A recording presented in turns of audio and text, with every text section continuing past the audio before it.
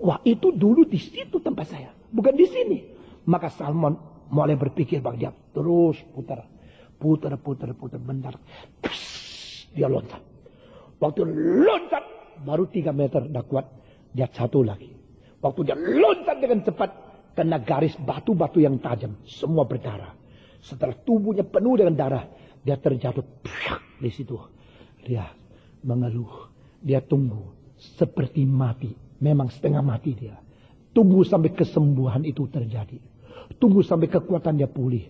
Dia tak pernah putus asa. Tak ada satu Salmon yang putus asa. Dia terus putar lagi berenang di situ. Sampai pada satu saat dia meloncat 3,5 meter, masih kurang setengah meter. Dia terbanting jatuh lagi. Mungkin mesti 1 minggu lagi dia turun di situ. Tak pernah putus asa, saudara-saudara. Akhirnya sampai pada satu hari dia sudah menjadi lebih kuat, sudah latih bagaimana dia tinggi. Dia melewati air terjun, dia naik di situ. Langsung dekat air terjun itu cepat sekali arusnya. Tapi dia langsung berenang melawan arus, melawan dengan cepat. Sampai di tempat yang tenang, dia sudah ngasuh. Dia tunggu lagi, dia berenang lagi. Dan saudara-saudara, seorang ilmuwan sengaja menutup lubang di mana sungai yang paling kecil yang keluar dari tambak itu, di tempat dia lahir ditutup. Seru tutup, dia bersih jalan. Dia berenang menuju ke yang lain. Di tempat lain itu dipisahkan 2 sungai kecil, sehingga dia mesti pilih yang mana. Waktu ikan salmon itu diselidiki oleh ilmuwan, dia pergi sampai di satu tempat. Lalu dia terus ragu-ragu, yang kanan, yang kiri. Dia pergi ke kiri dulu. Akhirnya tidak lama kemudian langsung balik. Lalu ke kanan. Sudah ke kanan tidak lama lagi. Dia tenang terus maju. Dan ilmuwan heran. Kenapa dia bisa menemukan betul-betul jalan ini bukan jalan itu. Ini sudah dibuntu dan itu sudah dikasih cabang. Dia masih bisa. Akhirnya dia kembali lagi ke tempat yang seperti buntu itu. Lalu dimasukkan ke dalam satu tempat. Tapi dia tahu ini tempat sudah dekat. Tapi masih kurang. Karena itu air sungai itu bedanya kimia cuma berapa persen daripada jutaan. Itu presentasi. Saudara-saudara, akhirnya dia lompat satu lubang atas ditutup dengan besi. Dia terjang sampai besinya berapa kali. Dia punya kepala luka berapa kali. Dia tunggu lagi. Balik sampai tempat asal. Dia dulu dilahirkan di situ. Dia sekarang kembali situ. Karena capeknya. Karena perjuangan yang sengit. Karena jalan yang jauh beribu-ribu kilometer. Dia kembali di situ. Lalu dia dengan keadaan tenaga terakhir mengeluarkan telur. Melahirkan telur. Sudah telur semua dipentaskan. Semua sudah keluar dari tubuhnya. Lalu dia mati di situ. Saudara-saudara. Dan telur-telur itu pelan-pelan menjadi salmon kecil. Kecil. Sudah mulai besar. Mereka semua turun lagi. Keluar ke tempat itu. Turun lagi kemana? Ke Vancouver. Pergi lagi kemana? Ke lautan Pasifik. Tak ada yang kompromi. Kalau ada salmon yang tidak bisa kembali. Adalah karena dia di tengah-tengah jalan. Ditangkap engkau dan saya makan di restoran. Saudara-saudara. Kalau ada salmon yang tidak bisa kembali.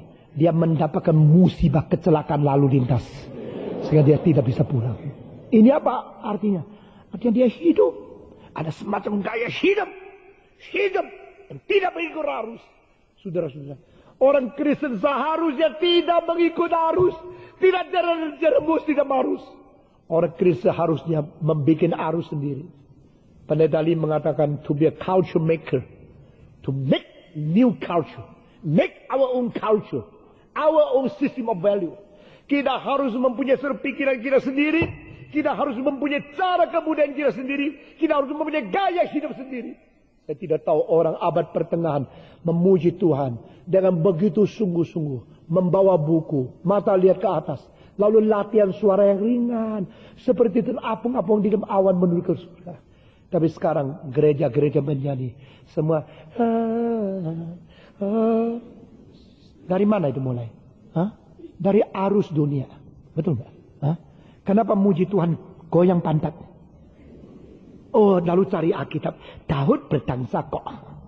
Jadi karena Daud berdangsa, mari kita berdangsa. Ini Alkitabiah. Alkitab bisa dipakai macam-macam. Alkitab bisa diperalatkan oleh orang-orang yang tidak bertanggung jawab. Saudara-saudara. Kalau engkau memuji Tuhan dengan goyang-goyang pantat baru bisa memuji Tuhan. Hanya untuk menyenangkan orang. Saya tidak tahu yang menikmati Tuhan atau manusia. Saudara-saudara, jangan salah. Setiap kali engkau menyanyi, yang dengar bukan hanya manusia. Malaikat ikut mendengar.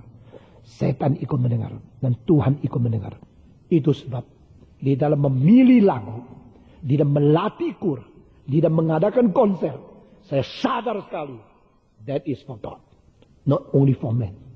Bukan hanya untuk manusia. Hanya pengertian semacam demikian bikin kita berlainan dengan orang lain. Saya pernah mengikuti satu konser Mesias di Jakarta. Yang dinyanyikan secara seperti mati musiknya. Seluruhnya begitu mematikan. Dan saya menemukan 18 kali kesalahan yang dinyanyikan.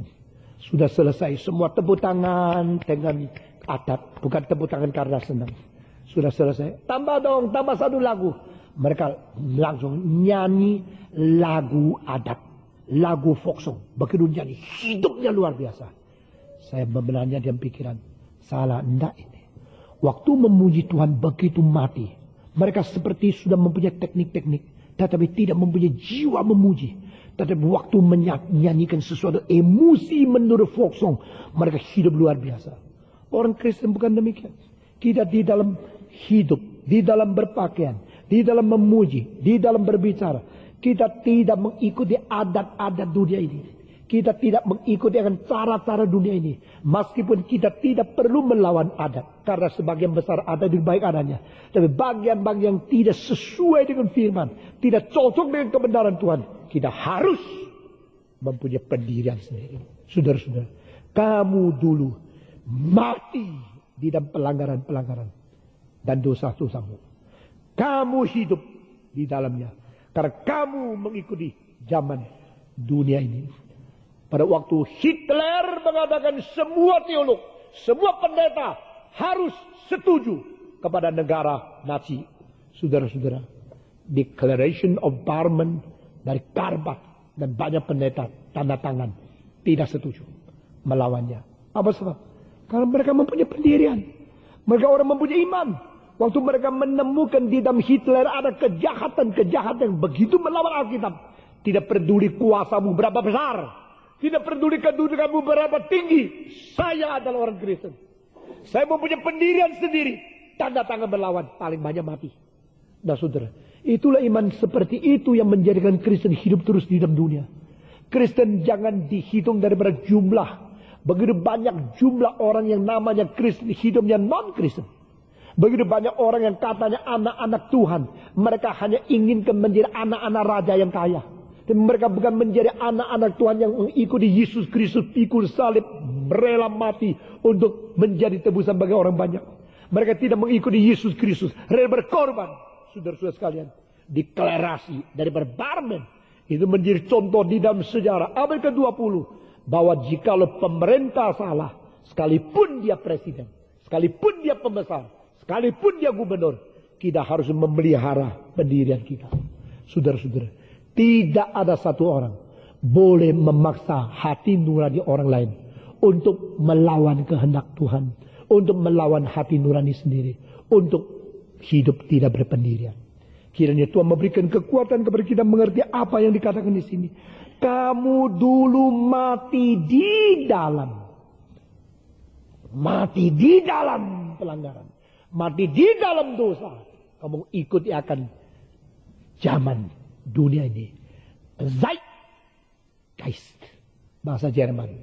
The spirit of the age. The spirit of your time. Setiap zaman mempunyai roh zaman yang mempengaruhi segala bidang. Saya ambil satu contoh saja. Zamannya romantik, saudara-saudara. Dunia musik dipengaruhi oleh warna romantik. Teologi dipengaruhi oleh warna romantik. Bukan saja demikian, sastra dipengaruhi oleh semangat romantik. Bangunan dipengaruhi oleh semangat romantik. Bukan saja demikian, filsafat berada di dalam arus romantik. Lodge di dalam filsafat. Schleiermacher yang berada dalam teologi. Dan musik-musik seperti Brahms, seperti Mendelssohn, itu berada dalam romantik. Dan itu seluruh warna dari kebudayaan telah melintasi segala aspek daripada kebudayaan-kebudayaan. Karena apa? ada roh zaman yang menguasai. Saudara-saudara. Zaman impresionisme, zaman nasionalisme, zaman abstrak, zaman kubisme, zaman postmodern. Ada roh zaman